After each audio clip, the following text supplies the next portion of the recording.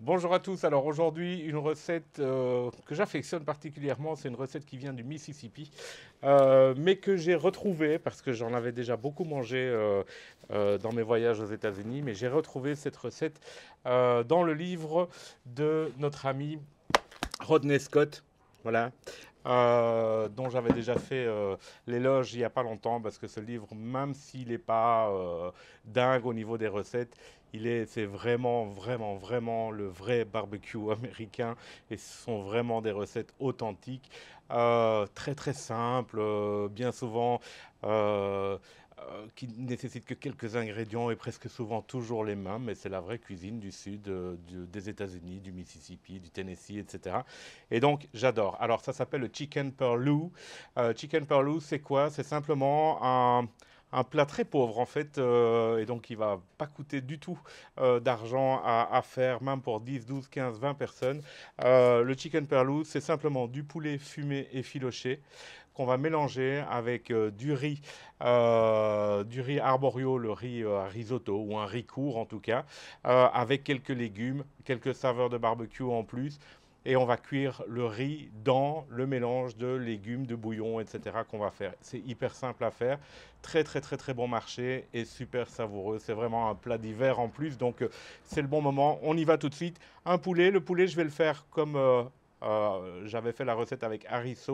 Je vais le fumer à la manière d'Harry, mais par contre, je ne vais pas utiliser son rub, je vais utiliser le Badass Bird Booth de Johan Magnussen, qui est aussi un ami. Et ce rub-là, pour la volaille, il est juste incroyable. Au niveau de la couleur surtout, mais au niveau du goût aussi, il est super bien équilibré, pas sucré. Enfin bon, bref, j'affectionne beaucoup. Et je vais donc fumer le poulet façon harissa, donc recouvert jusqu'à effilochage, d'accord. Et ensuite, on va mélanger ça dans le bouillon avec le riz, etc. La suite est vraiment très simple. Donc j'y vais tout de suite, je commence avec le riz. On va fumer ça à 120, 130 degrés dans le GMG Ledge. Alors, petite parenthèse, je ne sais pas si vous regardez comme moi ce qui se passe aux États-Unis au niveau de la compétition qui est CBS, mais les deux plus grandes compétitions du monde sont les World Series et le Jack Daniels. Alors, le Jack Daniels, c'est uniquement sur invitation. Les World Series, c'est en fonction des résultats acquis toute l'année. Et en fait, tout ça pour dire, parce qu'on parle de GMG, mais c'est que je voulais vous dire, c'est que sur ces deux dernières compétitions qui ont eu lieu ce mois-ci, eh bien, GMG est à chaque fois sur le podium. Enfin, les champions qui utilisent du GMG sont à chaque fois sur le podium. Luten Bouti, Kyle Matujewski, etc. Ils sont à chaque fois avec GMG. C'est la seule marque de barbecue appelée, je le répète, qui est utilisée par tout le monde en compétition aux États-Unis. Il y a une raison. Et je vous montre ça tout de suite avec le poulet. C'est parti, on y va.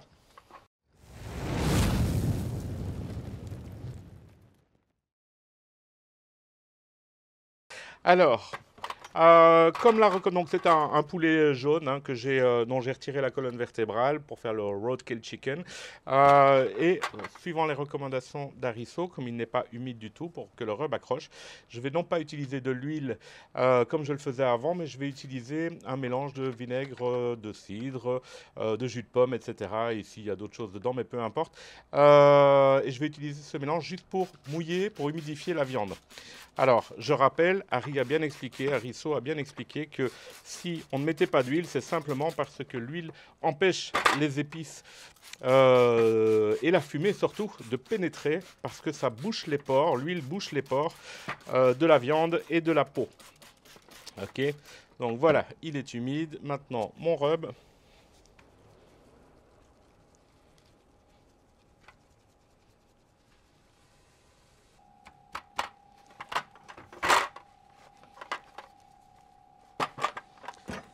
Alors, comme recommandé, l'aile de poulet, je vais venir la plier, la mettre derrière pour éviter d'avoir des marques. Alors ici, ça n'a pas vraiment d'importance parce que de toute façon, on va effilocher la viande. Mais hop, comme ça c'est fait.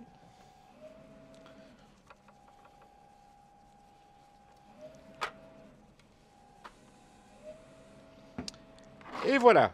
Ok. Alors, je vais laisser mon poulet 1 heure, le temps que le rub fasse son petit effet, pénètre un peu la viande. Et puis, je vais le fumer à 120 degrés dans mon GMG Ledge.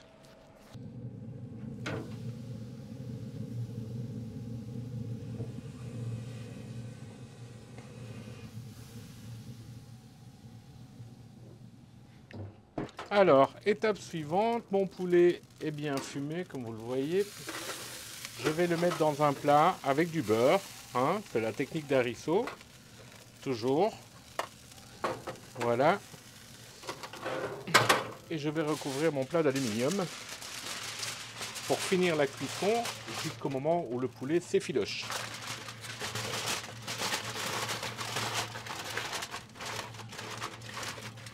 Et comme toutes les protéines, ça va s'effilocher aux alentours des 90, 12, 14, 15 degrés dans ces eaux-là.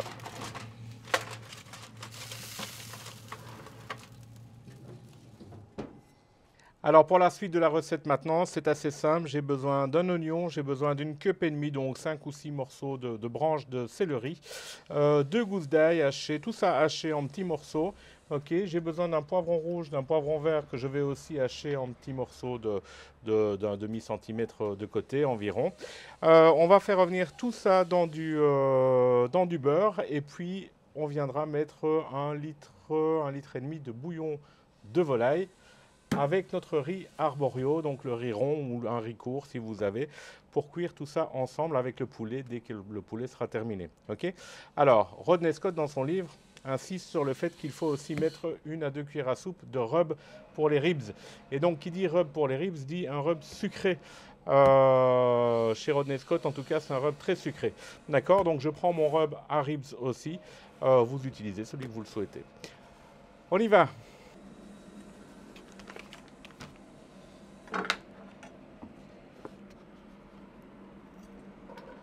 Alors, l'ail, le céleri, les oignons.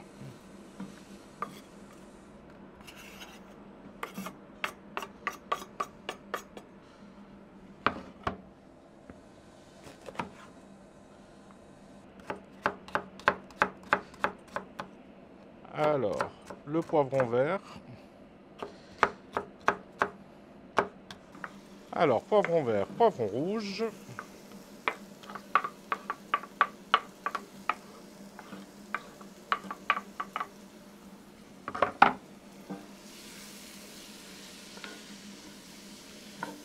Et maintenant, on fait revenir tout ça à feu moyen.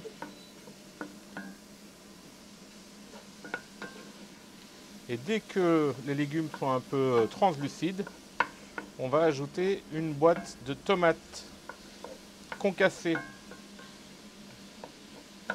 Et enfin, on va tout faire réduire.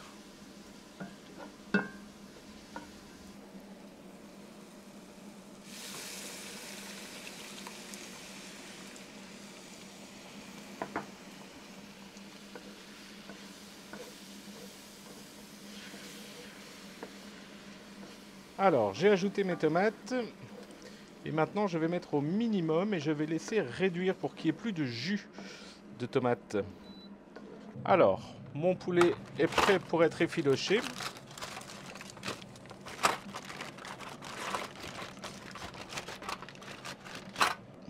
Alors, il est beau, hein. Alors, les jus qui sont là, il ne faut surtout pas les jeter parce qu'on va les mettre dans le bouillon, évidemment. D'accord? Alors, voilà. Je mets la viande directement. Hop. Avec mes tomates.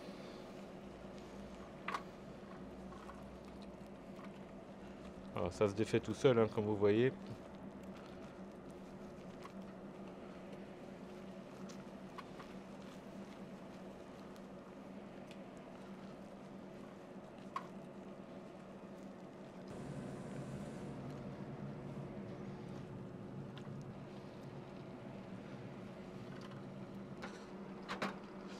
Et voilà, je transfère évidemment tous les jus de cuisson avec le reste. Alors je vous dis pas comme ça sent bon, c'est pas que ça a l'air bon, mais oh là là. Alors vous voyez, tous les jus sont partis. Et donc maintenant, je vais mettre ma cuillère à soupe de rub. Le rub Harib, donc le rub sucré.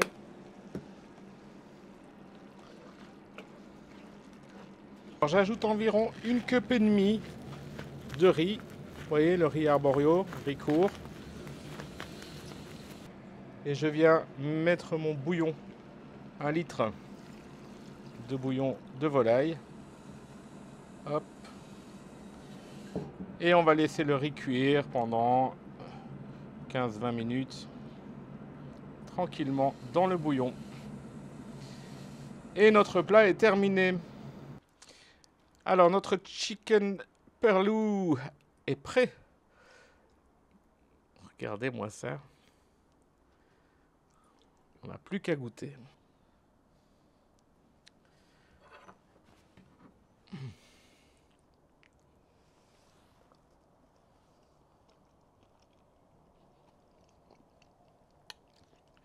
Ah, c'est délicieux, c'est vraiment un plat d'hiver terrible. Franchement, il faut que vous essayiez ça. Alors perso, moi je vais remettre de la sauce piquante de Louisiane, la Old Bay, ou une autre, mais une vraie sauce piquante américaine.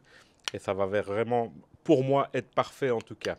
J'espère que vous avez apprécié cette vidéo du chicken perlou dans le GMG Ledge, la recette de Rodney Scott. N'hésitez pas à laisser un petit pouce bleu, à vous abonner à ma chaîne, activer la petite cloche pour les prochaines vidéos qui arrivent. À bientôt.